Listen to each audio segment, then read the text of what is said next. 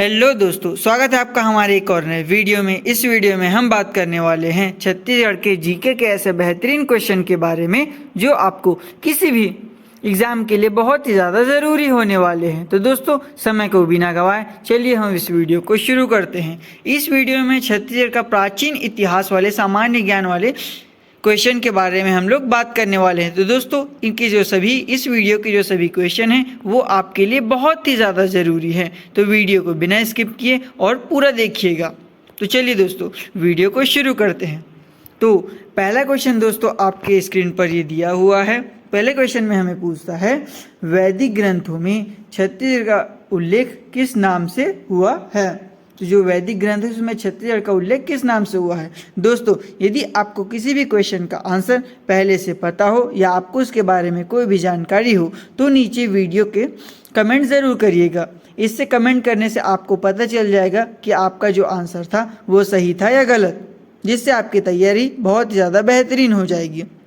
तो दोस्तों, यहाँ पर विकल्प दिए गए हैं। ऑप्शन नंबर ए हो जाएगा कौशल, ऑप्शन नंबर बी हो जाएगा विंध्याचल, ऑप्शन नंबर सी हो जाएगा महाकौशल और ऑप्शन नंबर डी हो जाएगा छत्तीसगढ़।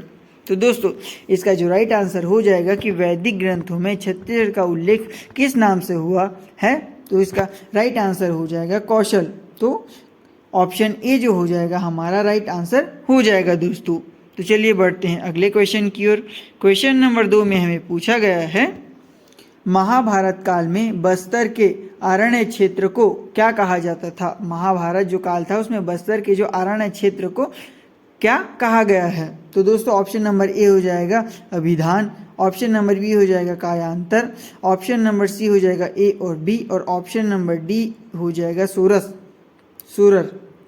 तो दोस्तों, इसका जो राइट आंसर हो जाएगा कि महाभारत काल में बस्तर के अरण्य क्षेत्र को क्या कहा गया है। तो दोस्तों, इसका जो राइट आंसर हो जाएगा वो हो जाएगा कांतार। इसे महाभारत काल में बस्तर के अरण्य क्षेत्र को कांतार कहा गया है। तो चलिए बढ़ते हैं हम लोग क्वेश्चन नंबर 3 की ओर। दोस्तों, कोई भी क्वेश्चन का आंसर आपको पहले से पता हो तो कमेंट जरूर करिएगा। तो यहाँ पर तीसरा क्वेश्चन हमें बोलता है कि छत्तीसगढ़ का स्वर्ण युग किसके शासनकाल को माना जाता है। छत्तीसगढ़ जो स्वर्ण युग किसके शासनकाल को माना गया है। ऑप्शन नंबर ए हो जाएगा Mahashivagupta Balarjuna, option number B हो जाएगा Bhavadatta Varman, option number C हो जाएगा वाध देव और ऑप्शन नंबर डी हो जाएगा इनमें से कोई नहीं। तो दोस्तों, इसका जो राइट आंसर हो जाएगा वो हो जाएगा option number A Mahashivagupta Balarjuna. Option number A जो हो जाएगा दोस्तों हमारा राइट आंसर हो जाएगा। तो चलिए बढ़ते हैं अगले क्वेश्चन की ओर।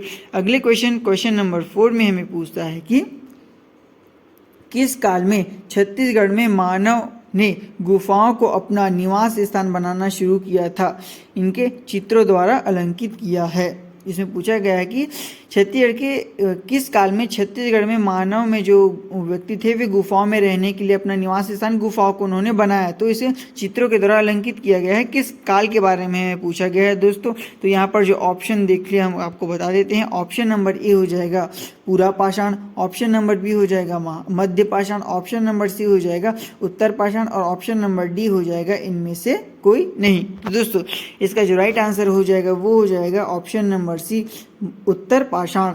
इस युग में छत्तीसगढ़ में जो मानव ने गुफाओं में निवास स्थान बनाना शुरू किया था। इसका राइट आंसर जो हो जाएगा दोस्तों सी हो जाएगा उत्तर पाषाण। तो चलिए बढ़ते हैं दोस्तों अगले क्वेश्चन की ओर। अगले क्वेश्चन नंबर 5 में हमें पूछा गया है, निम्न में से किस स्थान में सर्वाधिक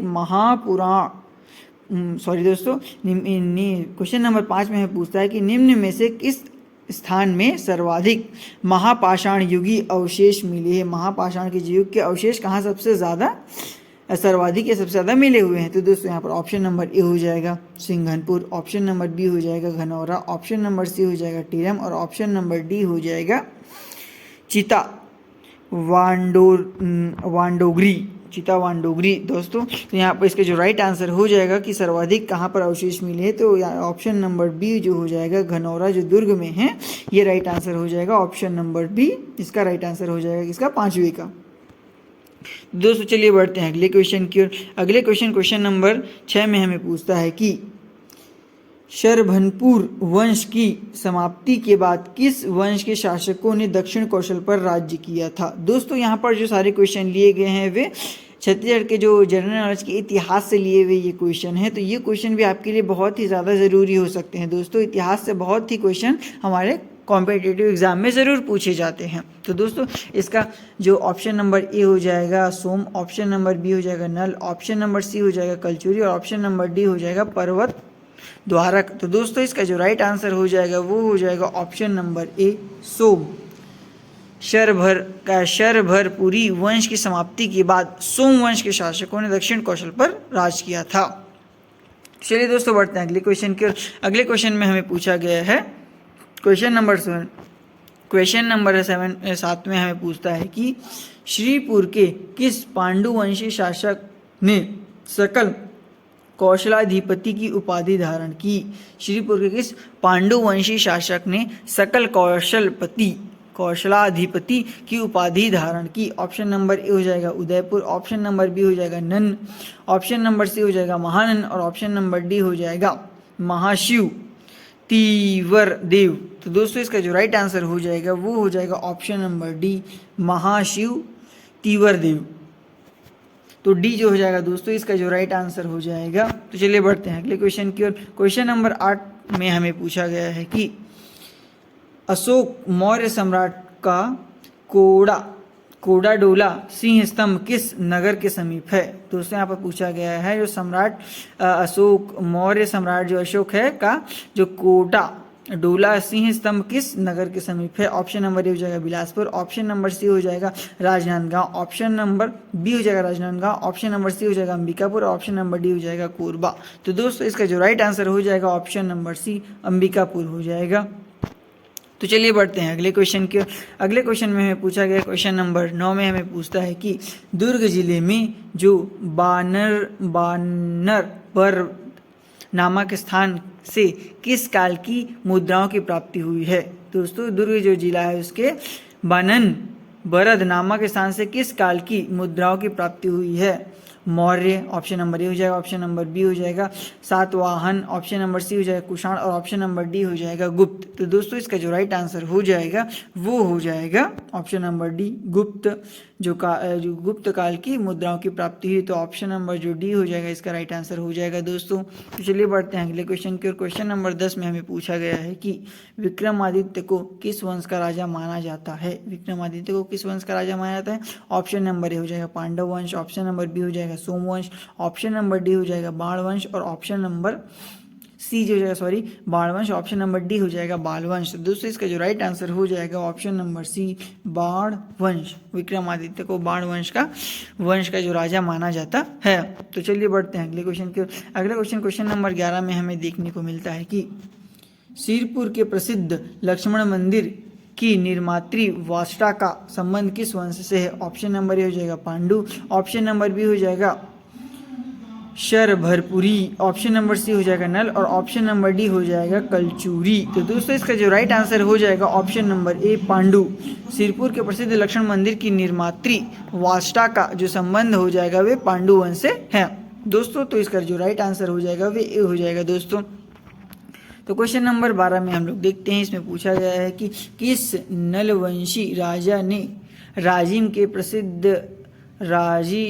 की जो प्रसिद्ध राजीव लोचन मंदिर का निर्माण करवाया। दोस्तों इसका जो राइट आंसर हो जाएगा वो हो जाएगा दोस्तों यहाँ पर ऑप्शन नंबर ए वीला। दोस्तों का जो राइट आंसर हो जाएगा विलासतुग जो हो जाएगा। इसका जो राइट आंसर ए हो जाएगा दोस्तों। तो चलिए बढ़ते हैं हम लोग अगले क्वेश्चन की ओर।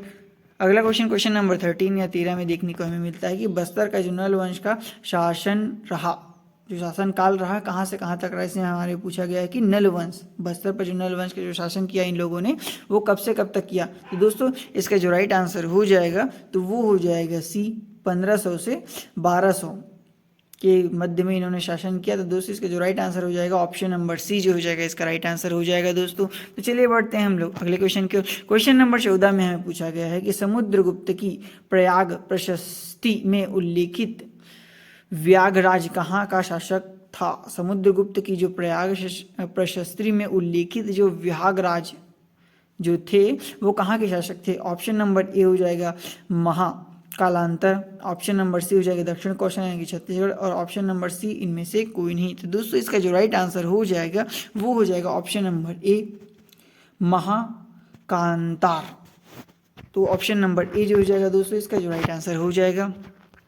क्वेश्चन नंबर 15 में हमें देखने को मिलता है कि जो गुप्त शासक समुद्रगुप्त के जो दक्षिणापथ अभियान के समय दक्षिण कौशल का नरेश था। दोस्तों इसमें पूछा गया है कि जो गुप्त शासक समुद्रगुप्त का जो दक्षिणापथ अभियान के समय जो दक्षिण कौशल का जो नरेश कौन था? तो दोस्तों इसका जो ऑप्शन ए हो जाएगा महेंद्र, ऑप्शन नंबर बी हो जाएगा व्याघ्यराज, ऑप्शन नंबर सी हो जाएगा Narendra Sen, option number D हो जाएगा इनमें से कोई नहीं। तो दोस्तों इसका जो राइट आंसर हो जाएगा वो ऑप्शन नंबर ए महेंद्र जो था वो समुद्रगुप्त के जो क्या दक्षिणापथ अभियान के समय महेंद्र जो था वो दक्षिण कौशल का नरेश था। तो दोस्तों क्वेश्चन नंबर 16 हमें को देखने को मिलता है कि छत्तीसगढ़ की प्राचीन राजधानी कौन थी? छत्तीसगढ़ जो थी इसकी प्राचीन राजधानी कौन थी? ऑप्शन नंबर ए हो जाएगा बारसूर, ऑप्शन नंबर बी हो जाएगा बिलासपुर, ऑप्शन नंबर सी हो जाएगा रतनपुर, ऑप्शन नंबर डी हो जाएगी मल्हार। दोस्तों ज़्यादातर लोगों को यहाँ पर इसका राइट आंसर पता होगा, तो आप ज़रूर कमेंट में कमेंट जरूर करिएगा। तो दोस्तों इसका जो राइट आंसर हो जाएगा वे हो जाएगा option number C Ratanpur. Chhattisgarh की जो प्राचीन राजधानी थी वे रतनपुर है। तो क्वेश्चन नंबर 17 में हमें को ये क्वेश्चन नंबर 17 ये है कि हमें पूछता है कि कुषाण जो वंश के महत्वपूर्ण सिक्के में छत्तीसगढ़ में कहाँ प्राप्त हुए थे? दोस्तों 17वें क्वेश्चन को फिर से पढ़ते हैं। जो कुषाण वंश के महत्वपूर्ण सिक्के छत्तीसगढ़ में कहाँ से प्राप्त हुए हैं? तो दोस्तों इसका ऑप्शन नंबर ए हो जाएगा बिलासपुर, ऑप्शन नंबर बी हो जाएगा दोस्तों इसका ऑप्शन नंबर ए हो जाएगा बिलासपुर, ऑप्शन नंबर बी हो जाएगा दुर्ग, ऑप्शन नंबर सी हो जाएगा बस्तर, और ऑप्शन नंबर डी हो जाएगा राजनांदगांव। तो दोस्तों इसका जो राइट आंसर हो जाएगा वे हो जाएगा ऑप्शन नंबर बी दुर्ग। तो चलिए बढ़ते हैं अगले क्वेश्चन की ओर। इसमें पूछा गया है दोस्तों, देखिए एक बात का ध्यान रखिएगा कि क्वेश्चन नंबर 17 में हमें पूछा गया था कि कुषाण वंश के महत्वपूर्ण सिक्के छत्तीसगढ़ में कहाँ से प्राप्त हुए हैं? तो दोस्तों इसका जो राइट आंसर हुआ वो दुर्ग हुआ। और अगले क्वेश्चन में हमें क्वेश्चन नंबर जो 18 में हमें पूछा गया है कि जो कुषाण वंश के तांबे के सिक्के, दोस्तों यहाँ पर तांबा का सिक्का जोड़ा गया है, तो कुषाण वंश के तांबे के सिक्के जो है छत्तीसगढ़ में कहाँ से प्राप्त हुए थे? दोस्तों इसका क्वेश्चन का आंसर कोई और हो जाएगा। जैसे कि यहाँ पर दोस्तों देखते हैं हम लोग, इसका जो राइट आंसर हो जाएगा वो बिलासपुर हो जाएगा।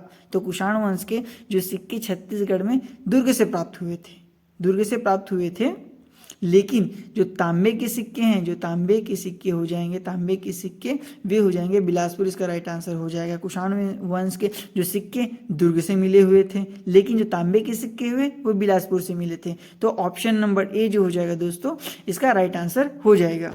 तो 19वां क्वेश्चन दोस्तों ये हमारे स्क्रीन पर दिया गया है कि कांकेर के सोमवंश का संस्थापक कौन था? तो दोस्तों इसके लिए ऑप्शन नंबर ए हो जाएगा वैद्यराज, ऑप्शन नंबर बी हो जाएगा सिंहराज, ऑप्शन नंबर बी हो जाएगा सिंहराज, ऑप्शन नंबर सी हो जाएगा ओपदेव, और ऑप्शन नंबर डी हो जाएगा नरहरदेव। तो दोस्तों इसका जो राइट आंसर हो जाएगा वो हो जाएगा ऑप्शन नंबर बी सिंहराज यानी ऑप्शन नंबर बी जो हो जाएगा दोस्तों इसका राइट आंसर हो जाएगा।